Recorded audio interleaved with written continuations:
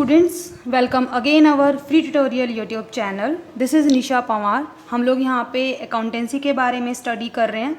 Accounting में हमने accounting process start किया था, जिसमें कि आपका जो सेकंड स्टेप होता है वो होता है जर्नल मेंटेन करना, कि जो भी आपके ट्रांजैक्शंस, जो भी आपकी एक्टिविटीज़ हुई आपके बिजनेस में, आप उनकी जर्नल एंट्रीज़ कैसे करोगे, क्या जर्नल का फॉर्मेट होता है, हम उन सब के बारे में स्टडी कर रहे थे। तो लास्ट वीडियो में मैंने आपको कुछ स्पेसिफिक ट्रांजैक्शंस के बारे में बताया था कि उनको आपको कैसे ट्रीट करना है। उसके बाद अभी आपके कुछ ट्रांजैक्शंस और बच गए हैं, जिनके बारे में हम आज स्टडी करेंगे। एंड स्टूडेंट, अभी तक के सभी वीडियोस का लिंक आपको नीचे डिस्क्रिप्शन बॉक्स में मिल जाएगा। सो हमारा आज का जो ट्रांजैक्शन है, सबसे फर्स्ट वो है goods taken for personal use, कि अगर कोई प्रोपराइटर, कोई ऑनर अपने पर्सनल यूज़ के लिए गुड्स ले लेता है या कैश ले लेता है तो उसे हम बोलते हैं ड्राइंग। अगर वो अपने पर्सनल यूज़ के लिए बिजनेस से कुछ भी निकालता है तो उसे हम ड्राइंग बोलते हैं, ठीक है। And goods given as charity, अगर आप अपनी गुड्स को एज अ चैरिटी दे देते हो, या फिर good distributed as free sample, या फिर आप अपनी सेल इंक्रीज़ करने के लिए अपनी गुड्स को एज अ फ्री सैम्पल अपने कस्टमर्स को प्रोवाइड कर देते हो, तो हमें क्या एंट्री करनी होती है। तो देखो, तीनों केसेस में आपकी गुड्स ही जा रही हैं, या तो पर्सनल यूज़ के लिए जा रही हैं, या चैरिटी के लिए जा रही हैं, या फिर आप उनको एज अ फ्री सैम्पल दे रहे हो। फ्री सैम्पल को आप एज एडवर्टीजमेंट एक्सपेंसेस ट्रीट कर सकते हो। तो इसके लिए जो एंट्री हमारी होगी, अगर आप पर्सनल यूज़ के लिए निकाल रहे हो तो drawing account debit to purchase, अगर चैरिटी कर रहे हो तो charity account debit to purchase, अगर एडवर्टीजमेंट आप कर रहे हो तो advertisement account debit to purchase. ये मैंने आपकी कंपाउंड एंट्री की है। अगर आपका ये सेपरेट ट्रांजैक्शंस आते हैं तो उनकी आप सेपरेट एंट्री भी कर सकते हो, लेकिन हर एंट्री में आपको परचेज को ही क्रेडिट करना पड़ेगा, क्योंकि यहाँ पे आपकी एसेट जो है वो डिक्रीज हो रही है, ठीक है। एंड नेक्स्ट हमारा जो ट्रांजैक्शन है वो है loss of goods by theft और बाय फायर और बाय एक्सीडेंट, कि अगर आपकी गुड्स का लॉस हो जाता है, चाहे वो चोरी हो जाए तो हो, अगर आपके जो आपकी फॉर्म, जो आपकी कंपनी है उसमें आग लग जाए उससे हो, या फिर कोई एक्सीडेंट ऐसे हो जाए जिससे कि आपकी गुड्स का नुकसान हो जाए, तो हमें क्या एंट्री करनी होती है। तो देखो, यहाँ पे भी तीनों केसेस में क्या हो रहा है, आपकी गुड्स का लॉस हो रहा है, आपकी एसेट जो है वो डिक्रीज हो रही है, और रीज़न क्या है, loss by fire, loss by theft and loss by accident. तो एक तरह से ये आपका एक्सपेंसेस हो गया। तो यहाँ पे हम लॉस बाय फायर को डेबिट करेंगे, लॉस बाय थेफ्ट को डेबिट करेंगे, लॉस बाय एक्सीडेंट को डेबिट करेंगे टू परचेज। इसमें से जो भी आपका लॉस हो उसको आप डेबिट कर दोगे और परचेज को हम कर देंगे क्रेडिट। हमारी ये एंट्री होती है। अब देखो, जस्ट सपोज आपने अपनी गुड्स का इंश्योरेंस करवा रखा है, आपने अपनी गुड्स को इंश्योर करवा रखा है कि इन केस आगे फ्यूचर में कोई भी मिसहैपनिंग हो जाती है तो इंश्योरेंस कंपनी आपको क्लेम देगी। तो अगर आपने क्लेम करा रखा है तो आपको आगे इंश्योरेंस कंपनी को क्लेम करना पड़ेगा, लेकिन अगर आपने इंश्योरेंस करवा ही नहीं रखा है तो सारा का सारा लॉस आपको ही भुगतना पड़ेगा।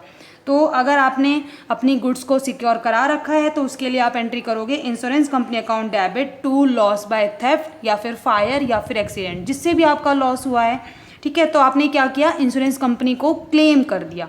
उसके बाद अगर आपको इंश्योरेंस कंपनी से कुछ मनी रिसीव हो जाती है, देखो वो तो अब आपके लॉस पे डिपेंड होता है, आपके इंश्योरेंस पे डिपेंड होता है कि इंश्योरेंस कंपनी आपको फुल क्लेम वापस करे या फिर कुछ अमाउंट आपको दे, ठीक है। जैसे सपोज आपका 10,000 का अगर लॉस हुआ है तो ज़रूरी नहीं होता है कि इंश्योरेंस कंपनी आपको 10,000 का 10,000 ही दे, वो कम भी दे सकती है। जैसे सपोज उसने आपको सिर्फ 8,000 रुपीज़ दिए, तो जितना आपके पास कैश आया उसको आप डेबिट कर दोगे, और जितना आपका नहीं आया, मतलब 10,000 में से 8,000 अगर आ जाता है तो 2,000 का हमें लॉस हो जाएगा। तो प्रॉफिट एंड लॉस में हम लोग डाल देंगे 2,000 रुपीज़, और किसने दिए हैं ये पैसे हमें, इंश्योरेंस कंपनी ने, टू इंश्योरेंस कंपनी। और अगर इसी की जगह आपको पूरा क्लेम मिल जाता है तो bank account debit to insurance company, वहाँ पे किसी भी तरीके का प्रॉफिट और लॉस आपको नहीं होगा, ठीक है। तो अगर आपका loss by theft, loss by fire, loss by accident होता है तो हमें इस तरीके से उसको ट्रीट करना होगा। नाउ स्टूडेंट, हम लोग जर्नल से रिलेटेड एक एग्जाम्पल ले रहे हैं। तो एग्जाम्पल हमारा है, record the following transactions in a journal. And the first transaction is goods costing ₹500 given as charity. Second is goods destroyed by fire ₹5,000. The goods were not insecure.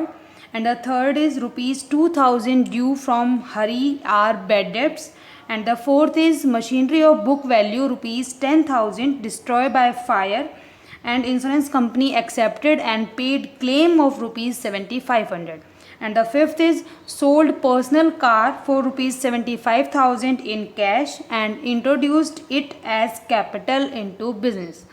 तो देखो सबसे पहले हमारे जर्नल का ये फॉर्मेट होता है date, particular, LF, amount debit, amount credit. तो डेट में हम लोग यहाँ पे हमारे पास डेट मेंशन नहीं दी हुई है, सीरियल नंबर दिए हुए हैं तो हम लोग सीरियल नंबर डालेंगे।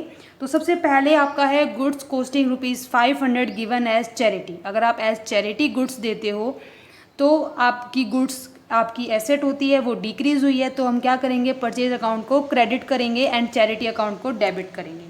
तो यहाँ पे एंट्री हमारी हो जाएगी charity account debit to purchase account. Amount आपका आ जाएगा 500 डेबिट में एंड 500 आपका आएगा क्रेडिट में। और नरेशन हम लोग इसमें डालेंगे being the goods given as charity. उसके बाद हमारी जो सेकेंड ट्रांजेक्शन है वो है goods destroy by fire rupees 5000 the goods were not insured. जो आपकी गुड्स हैं वो फायर से डिस्ट्रॉय हो गई हैं लेकिन उनको आपने इंश्योर नहीं करवा रखा था, तो इसके लिए हमारी एंट्री हो जाएगी loss by fire account debit and to purchase account. Amount आपका आ जाएगा 5000। अब इंश्योर नहीं है तो इसका जो लॉस होगा वो आपकी कंपनी को ही या फिर जो आपका बिजनेस है उसी में ही आपको बियर करना पड़ेगा। यहाँ पे इंश्योरेंस कंपनी आपको किसी भी तरीके का कोई क्लेम नहीं देगी, ठीक है। देन थर्ड हमारी ट्रांजैक्शन है rupees 2000 due from Hari are bad debts. आपके हरी को ड्यू थे आपके पैसे, वो डूब गए, वो बैड डेब्ट्स हो गए। तो बैड डेब्ट्स की एंट्री हम लोग क्या करते हैं, bad debts account debit to debtor, ठीक है। और डेटर यहाँ पे कौन है हमारा, टू हरी। हम हरी को क्या कर देंगे, क्रेडिट। अमाउंट आपका आ जाएगा 2000 डेबिट में एंड 2000 ही आपका आ जाएगा क्रेडिट में। उसके बाद फोर्थ हमारा ट्रांजैक्शन है machinery of book value 10,000 rupees. आपकी मशीनरी 10,000 की थी, डिस्ट्रॉय बाय फायर, वो फायर से डिस्ट्रॉय हो गई है and insurance company accepted and paid claim rupees 7500। और 10,000 में से 7500 रुपीज़ का क्लेम आपको मिल गया, ठीक है। तो देखो इसके लिए एंट्रीज क्या होंगी, सबसे पहले तो आप करोगे लॉस की एंट्री। तो loss by fire account debit.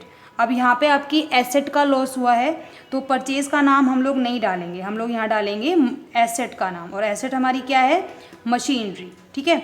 और 10,000 का हमें लॉस हो गया है। अब हमने ये इंश्योर करवा रखी थी तो हम क्या करेंगे, इंश्योरेंस कंपनी को क्लेम करेंगे। क्लेम करने के लिए हमारी एंट्री हो जाएगी यहाँ पे इंश्योरेंस कंपनी अकाउंट डेबिट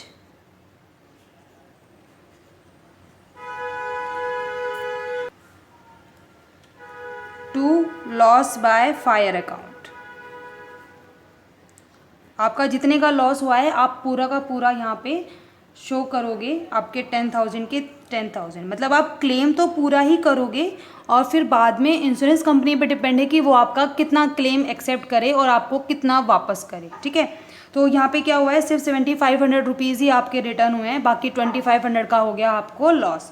तो उसके लिए हमारी एंट्री हो जाएगी बैंक अकाउंट डेबिट, जितना पैसा आपका मिला है वो, and profit and loss account debit, जितने का आपको नहीं मिला, जितने का आपका लॉस हो गया वो, and to insurance company account, ठीक है। तो 7500 हमें मिल गए, 2500 का हमारा लॉस हो गया और टोटल जो हमने क्लेम किया था वो कितने का किया था, 10,000 का किया था। इसके बाद फिफ्थ हमारा ट्रांजैक्शन है sold personal car for rupees 75,000 in cash and introduce it as capital into business. तो देखो अगर वो अपनी प्राइवेट या पर्सनल कोई भी चीज़ सेल कर देते हैं ऑनर, तो उसकी हम कोई एंट्री नहीं करेंगे, क्योंकि यहाँ पे हम जो एंट्रीज कर रहे हैं वो हम कर रहे हैं एज अ बिज़नेस। हम अपने आप को एज अ बिज़नेस ट्रीट करते हैं, हम ऑनर को लेके एंट्रीज नहीं करते हैं। तो ऑनर अपने पर्सनल किसी भी गाड़ी को बेचता है, किसी भी एसेट को बेचता है, तो उसकी हम कोई एंट्री नहीं करेंगे। लेकिन उस एसेट को बेचने से उसके पास जो कैश आया वो कैश उसने अपने बिजनेस में ही लगाया, तो बिज़नेस में लगाने से क्या हुआ, हमारे पास कैश आया, बिज़नेस के पास कैपिटल इंक्रीज़ हो गई, तो ये एंट्री हमें करनी पड़ेगी। देखो अगर ये एंट्री आपकी सिर्फ यहाँ तक आपका ट्रांजैक्शन दिया होता कि उसने पर्सनल कार बेची 75,000 में इन कैश, तो उसकी हम कोई एंट्री नहीं करते। लेकिन यहाँ पे आपकी एक लाइन और ऐड कर दी, introduce it as capital into business, कि उसने इस कैश को एज कैपिटल बिजनेस में यूज किया है। तो इसके लिए हमारी एंट्री हम लोग कर देंगे cash account debit to capital account. Amount आपका आ जाएगा 75,000 एंड 75,000। ठीक है, इस तरीके से हमें एंट्रीज करनी होती हैं। तो स्टूडेंट ये हमारे ट्रांजैक्शंस आज हम लोग इतने ही स्टडी करेंगे। इसके बाद के जो नेक्स्ट हमारे ट्रांजैक्शंस हैं वो लोग हम हमारी नेक्स्ट वीडियो में डिस्कस करेंगे। अगर आपको आज वाले किसी भी ट्रांजैक्शन में कोई डाउट है तो आप हमारे कमेंट सेक्शन में कमेंट करके पूछ सकते हैं। Thank you.